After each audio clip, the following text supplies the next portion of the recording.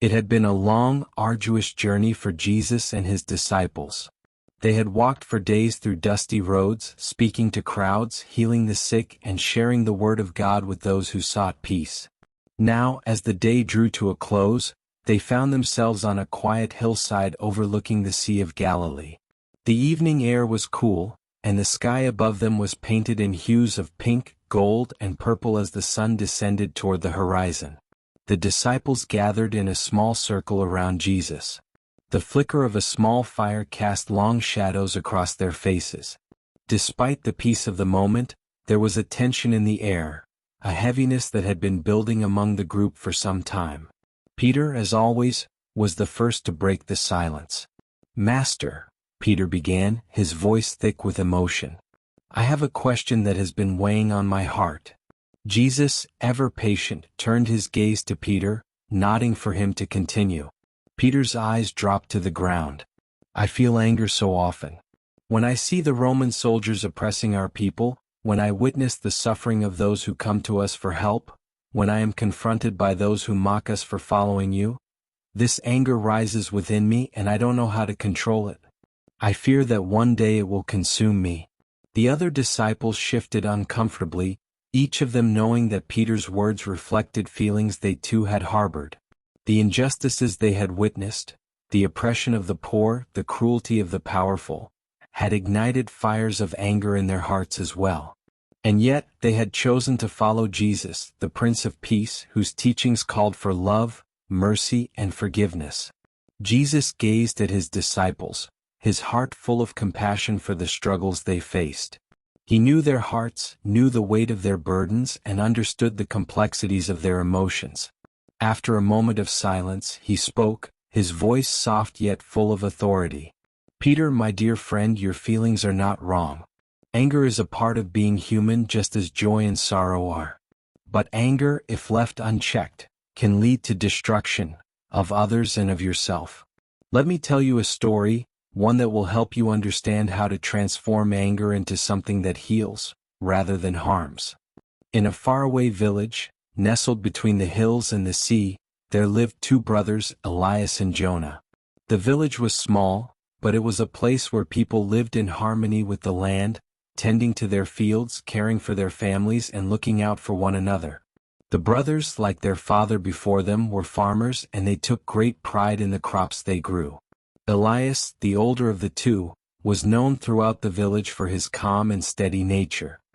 He rarely raised his voice and was often called upon to mediate disputes between neighbors. People respected him not only for his wisdom but for the kindness that radiated from him in all situations. Jonah, the younger brother, was the opposite in many ways. While Elias was calm and reflective, Jonah was passionate and fiery. His emotions ran close to the surface, and he had been known to let his temper get the better of him on more than one occasion. Yet, despite his hot temper, Jonah was fiercely loyal and protective of his family and friends. The brothers had always been close despite their differences. They worked side by side in their fields, laughing and sharing stories as they toiled under the hot sun. They were bound by love and respect for one another, but their differing temperaments sometimes led to conflict, especially when things went wrong. One day, after many weeks of hard work, the brothers' crops were nearly ready for harvest. The wheat fields swayed gently in the breeze, and the olive trees were heavy with fruit.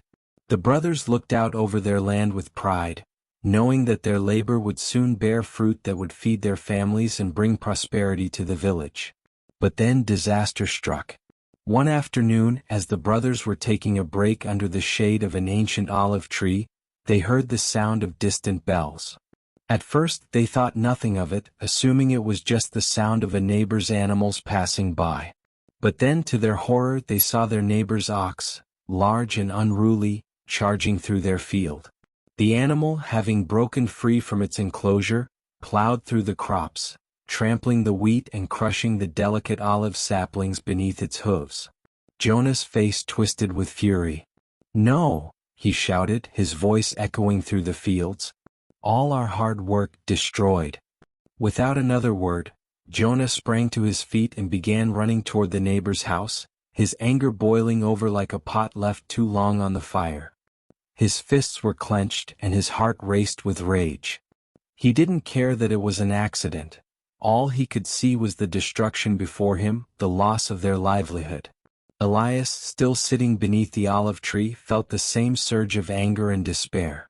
But instead of running after his brother, he stayed where he was, closing his eyes and taking a deep breath. He placed his hands on the earth, feeling the cool soil beneath his fingers. He let the anger pass through him, not denying it but not allowing it to control him either. After a moment, Elias stood and began walking toward the neighbor's house, his steps slow and measured.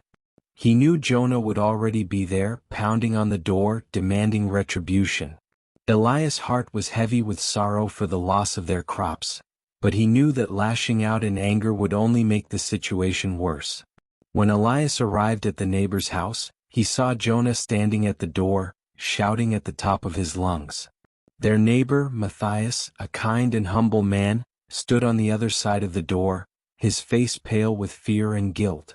Matthias had always taken great care with his animals, but on this day, the ox had broken free despite his best efforts. "I didn't mean for this to happen," Matthias cried, his voice trembling. "I'll do whatever I can to make it right, I swear." But Jonah wasn't listening. His anger had consumed him, and he was blinded by the red-hot fury that coursed through his veins. Elias stepped forward, placing a hand on Jonah's shoulder. "Brother," he said softly, "this isn't the way." Jonah turned to Elias, his eyes still blazing with anger. "How can you be so calm? Look at what he's done. We've lost everything." Elias met his brother's gaze with a calm and steady look. "We haven't lost everything, Jonah. We still have each other. We still have our strength in our hands to rebuild. But if we allow anger to tear us apart, we will lose far more than a field of crops. We will lose our peace, our joy, and the love we have for one another." Jonah hesitated, his fists slowly unclenching. The fire in his eyes began to fade as Elias' words sank in. He took a deep breath, feeling the tightness in his chest begin to loosen. Elias turned to Matthias, whose face was still filled with remorse. "We know this was an accident, Matthias. We are hurt by the loss of our crops, but we do not blame you. Let us work together to make things right. We will rebuild, and in doing so, we will strengthen the bonds of friendship and community that hold this village together." Tears welled in Matthias' eyes as he heard Elias' words. He had expected anger and retribution, but instead, he was met with kindness and understanding. "Thank you," Matthias whispered, his voice shaking with emotion. "Thank you for your mercy. I will do everything I can to help you rebuild." And so the three men, Elias, Jonah, and Matthias, worked side by side to restore the field. The weeks that followed were filled with hard labor, but also with laughter and camaraderie. As they worked together, they shared stories, broke bread, and grew closer as friends. The field was eventually restored, but something even greater had been built during that time: the bonds of love and understanding that would last far longer than any harvest. As Jesus finished the story, the disciples sat in silence, each of them reflecting on the deeper meaning of the tale. The fire crackled softly, casting flickering shadows on their faces, but no one spoke for a long time. The weight of the story and its implications rested heavily in their hearts. Finally, Jesus broke the silence, his voice gentle but full of authority. "My dear friends, do you see? Anger is not something to be feared, nor is it something to be ignored. It is a natural part of being human. But like a fire, it must be contained or it will consume everything in its path. When you allow anger to control you, you hurt not only those around you but yourself as well. But when you choose to respond with love and understanding as Elias did, you can transform that anger into something that heals, rather than destroys." Peter, who had been listening intently, nodded slowly. His mind was racing with memories of his own moments of anger, times when he had let his temper get the best of him, when he had spoken harshly to those he loved. He looked up at Jesus, his eyes filled with both shame and hope. "Master," Peter said quietly, I see now how often I have let my anger take control of me. I have hurt others with my words, and I have caused harm when I could have chosen peace. But I want to change. I want to be more like Elias, to meet anger with patience and love. Help me, Lord, to learn this way. Jesus smiled at Peter, his eyes full of love and forgiveness. Peter, you have already taken the first step by recognizing the need for change. Anger will come, but now you know that you do not have to let it rule you. Remember that in every moment of anger you have a choice. You can let the fire consume you, or you can be like Elias, calm, steady, and filled with love. The other disciples too felt the weight of the lesson sink into their hearts. Each of them had their own struggles with anger, their own moments of weakness. But now they saw that there was a different way, a way that led to peace and healing rather than division and destruction. As the evening deepened into night, the disciples remained by the fire, reflecting on the wisdom Jesus had shared with them. The stars above twinkled in the vast sky, and the cool breeze carried with it a sense of renewal and hope. They knew that the road ahead would not be easy, that they would face many challenges and moments of anger in the days to come. But with Jesus' words in their hearts, they felt more prepared to face those challenges with love, patience, and understanding. And so, as they descended the hillside together, walking in the soft glow of the moonlight, the disciples felt a deep sense of peace. They were not alone in their struggles. They had each other, and they had the teachings of their Master to guide them. And with that, they knew they could face whatever came next, with hearts full of love and grace. This is end of the story. Please like this video and subscribe this channel for more Jesus story like this.